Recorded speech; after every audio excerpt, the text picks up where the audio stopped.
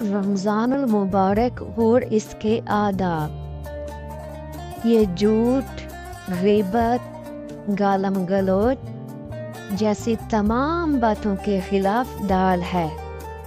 روزے میرے لیے ہیں اور اس کا اجر بھی میں خود دیتا ہوں۔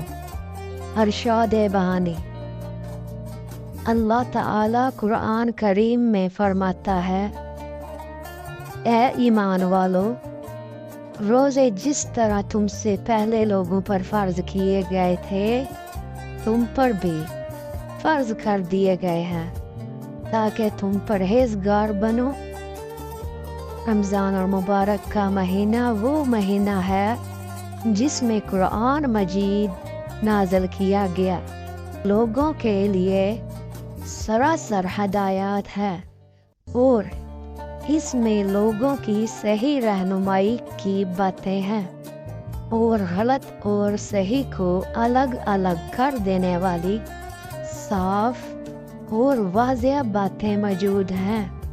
سو تم میں سے جو کوئی اس مہینے میں موجود ہے وہ اس پورے مہینے کے روزے ضرور رکھے۔